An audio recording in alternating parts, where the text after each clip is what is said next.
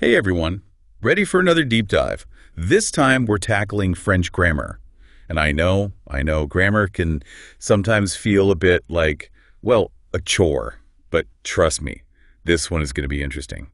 We're focusing on expressing past habits in French. You know, all those things you used to do. And we've got just the expert to help us unravel the mysteries of l'imparfait and passé composé. Welcome to the show. Thanks for having me. I'm always excited to talk about French tenses, and especially these two. They're really key to unlocking fluency and understanding how the French talk about their past. Totally. And I bet that's something that will come up on that French grammar certificate you're all prepping for, right? Using Pronunciator. So before we dive into the nitty-gritty, let's set the stage. When we talk about past habits, what are we really talking about? We're talking about actions that happen repeatedly in the past or over a period of time, not just one-time events, but things you did regularly. Okay, so like when you were a kid, you maybe played a certain sport every week or... Exactly. Or maybe you had a routine like reading before bed every night. That's a good one. Now, how do l'imparfait and passé composé fit into all of this? I mean, they both deal with the past, right? Right. They both describe actions in the past, but they have different roles to play. Think of l'imparfait as setting the scene for your past habit, like describing the background. Okay, I'm intrigued. It's like a continuous video showing an action in progress, the backdrop to your past. I like that, a continuous video. So if l'imparfait is the video, what's passé composé? Passé composé is like a snapshot. It captures a specific completed action in the past. Okay, so like a single photo versus a whole video. Exactly. So if I said, I was walking to school when I saw a cat, the walking would be l'imparfait, that ongoing action, and saw would be passé composé, the specific event. You got it. It's all about context, what you're trying to emphasize in your story. I think our listeners are really curious about this ongoing versus completed thing. One of them even asked, is there like a super simple trick to knowing which tense to use? What would you say to that? Well, there's no magic formula, but thinking of video versus snapshot is a good starting point. L'imparfait loves describing things like the weather in the past, your feelings, or those actions that just kept going. Like every summer I used to go to the beach, that kind of thing. Exactly. L'imparfait is your go-to for those used to situations. And I think that's a tricky one for us English speakers because we literally translate used to. Yeah. But in French, l'imparfait does the job all on its own, right? Absolutely. You don't need to say used to directly. The l'imparfait implies it. That's so cool. It's like the tense itself is already telling you it's a habit. Yeah. Okay, I'm starting to see how this works. So we've got l'imparfait for the ongoing stuff, the setting, and passé composé for the specific events. How do they actually work together in a sentence, though? Can you give us an example? Sure. Let's say you're talking about your childhood. You could say, Quand j'étais enfant, je jouais souvent au parc. When I was a child, I often played at the park. That sets the scene, the habit with l'imparfait. I can picture it. You're at the park, swinging on the swings, maybe going down the slide. Now, imagine you want to add a specific event that happened one day at the park. You could say, Un jour, j'ai vu un écureuil qui mangeait une noisette. One day, I saw a squirrel eating a nut. So that's passé composé, the snapshot, interrupting the ongoing action of playing at the park. You got it. L'imparfait sets the stage, and passé composé adds the interesting details. This is starting to feel like building a story. You layer the background with l'imparfait, and then boom, you hit them with those key moments using passé composé. That's a great way to think about it. And that's exactly what you'll need to do to master those exam questions. Okay, we've got the basics down, but now I'm thinking about those pesky irregular verbs. They always seem to trip me up. Any tips for our listeners on tackling those in the context of l'imparfait and passé composé? Irregular verbs are definitely a challenge, but remember, even they follow patterns. Let's take aller, to go, as an example. In l'imparfait, it's pretty regular. J'allais, tu allais, and so on. Right, but then in passé composé, it gets all tricky with être as the auxiliary verb, right? Je suis allé, tu es allé. It's like, why the change up? Exactly. And the past participle changes too. It's one of those quirks of French that can be tricky, but once you get the pattern down, you're good to go. Okay, I'm making a note to review those irregular verb conjugations, that's for sure. Now, I remember seeing some practice questions in Pronunciator about the conjunction si. What does si have to do with l'imparfait and passé composé? Si is all about hypothetical situations in the past, and it often goes hand in hand with a special verb form called the plus que parfait. For example, imagine you missed a movie you want to see. You could say, Si j'avais du temps, je serais allé au cinéma. If I had had the time, I would have gone to the cinema. Ah, okay. So it's not just about what did happen, but also what could have happened. Exactly. See lets you explore those alternative past scenarios. Oh, wow, we're really diving deep into these past tenses now. This is great. And it's just the beginning. There's so much more to explore with l'imparfait and passé composé. I'm already feeling more confident about using these tenses. All right, let's take a quick pause here. We've covered a lot of ground in this first part of our deep dive into l'imparfait and passé composé. Any key takeaways you want to highlight for our listeners before we move on? Absolutely. Remember, l'imparfait sets the scene. It's your go-to for ongoing actions and those used-to situations. Passé composé, on the other hand, is like a snapshot. It captures those completed actions. And don't forget about those irregular verbs. They need some extra attention. I love those analogies. They really help to make sense of these tenses. And remember, everyone, practice is key. The more you use l'imparfait and passé composé, the more comfortable you'll become. So don't be shy. Jump into those exercises in Pronunciator's library module and have some fun with it. Exactly. Practice makes perfect, or at least it makes progress. I like that, progress over perfection. And the Pronunciator app is really good for that kind of practice. They have specific exercises for l'imparfait and passé composé. Oh yeah, for sure. Those exercises are super helpful. Now, we've talked about the basics, but what about when things get a bit more complicated, like negations? Yeah, yes, negations. They can be a little tricky, especially with passé composé. Right.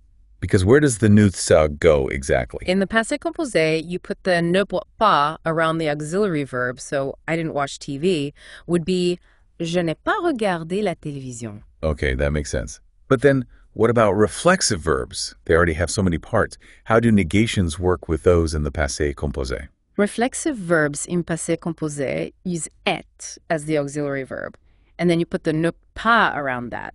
So it would be like, je ne me suis pas brossé les dents, for I didn't brush my teeth. Exactly. You've got it. It's all about remembering those little details. Which auxiliary verb where the negation goes, it's a lot to keep track of. It is. But with practice, it becomes second nature. Speaking of practice, let's talk about adverbs for a minute. They can add so much nuance to our sentences. But how do they work with l'imparfait and passé composé? Adverbs can actually give you clues about which tense to use. If you see adverbs like souvent, toujours, or chaque jour, it's often a hint that you're dealing with a habitual action, so l'imparfait is a good bet. So if I say, je marchais souvent au parc, the souvent is like a signal that it's l'imparfait, right? Because it's a regular thing. Exactly. Those adverbs can be like little signposts pointing you in the right direction. It's like we're detectives looking for clues to crack the code of French grammar. I like that analogy. It's all about piecing together the puzzle. Okay, I'm feeling more and more confident. Now, how about combining l'imparfait and passé composé in the same sentence? Can we do that? Of course. In fact, that's when things get really interesting. Imagine you're describing a scene from your childhood. Pendant que je faisais mes devoirs, mon petit frère jouait avec ses Legos. While I was doing my homework, my little brother was playing with his Legos. Ah, I see. So faisait is l'imparfait because doing homework was ongoing, and jouer is also l'imparfait because the playing was ongoing too. You're right. It's like two parallel actions happening at the same time in the past. And then you could interrupt that scene with a specific event using passé composé, right? Exactly. Let's say your mom called you for dinner. Soudain, ma mère nous a appelés pour dîner. Suddenly, my mother called us for dinner. Perfect. Now we have the ongoing actions with l'imparfait, and then bam, a specific event with passé composé. It's like a scene from a movie. Exactly. You're creating a dynamic narrative by using both tenses together. This is making so much sense. I'm really starting to see the beauty of these tenses. And remember, the Pronunciator app has dialogues and exercises where you can practice combining l'imparfait and passé composé. It's a great way to get comfortable with using them together. Oh yeah, I definitely recommend checking those out. It's amazing how these tenses work together to tell a more complete story. Now I'm curious, do you think there's a connection between how the French use these past tenses and their culture? Like their perception of time or their approach to storytelling? That's an interesting question. I do think there's a connection. The way the French use l'imparfait to set the scene and create atmosphere speaks to their appreciation for context and detail. Like they're taking their time to paint a complete picture, savoring the moment. Exactly. It's not just about rushing to the action, it's about appreciating the nuances of the past. I love that. It's almost like those long, leisurely French meals where it's not just about the food, but the whole experience. That's a great analogy. L'imparfait sets the table and passé composé brings in the main course. Perfect. So we've talked about a lot today. Any other tips for our listeners before we move on to our final thoughts? Anything they should keep in mind for that certificate exam? One thing I'd emphasize is the importance of context when choosing between l'imparfait and passé composé. Sometimes it's not so clear-cut, and both tenses could technically work, but the one you choose will affect the emphasis and the nuance of your sentence. Right. So it's about choosing the right tool for the job, understanding what each tense brings to the table. Exactly. And the best way to develop that understanding is through practice and exposure to different examples. Like reading French books, watching movies, listening to music. Absolutely. The more you immerse yourself in the language, the more intuitive it will become. Great advice. Okay, let's wrap things up with some final thoughts, some inspiration for our listeners. As you continue to practice l'imparfait and passé composé, think beyond the grammar rules and try to apply them to your own life. Write a story about a childhood memory or describe a favorite past habit in French. Make it personal, make it meaningful. I love that. It's all about connecting the language to your own experiences. It really is. So to everyone out there getting ready for that French grammar certificate, especially that section on expressing past habits, bonne chance. You've got this. You've already come so far by diving deep with us today, and remember, the Pronunciator app has so many more resources to help you practice. Yes. That library module is your best friend. It's full of interactive exercises and even dialogues where you can hear these tenses in action. Don't be afraid to experiment with l'imparfait and passé composé. Try writing little stories. Describe your old routines, anything that gets you using them. Exactly. The more you use them, the more natural they'll feel. And remember, making mistakes is part of the learning process, so don't get discouraged. That's so true. It's all about progress, not perfection. Right? Absolutely. Well, on that note, I think it's time to wrap up our deep dive into expressing past habits in French. We've explored l'imparfait, our continuous video, and passé composé, our snapshot, and we've seen how they work together to create a beautiful picture of the past. We've tackled irregular verbs, negations, and even those tricky adverbs. And most importantly, we've discovered how these tenses reflect a certain way of thinking about time and storytelling in French culture. It's been a fantastic journey. It really has. So to all our listeners, keep practicing, keep exploring, and keep that passion for French alive.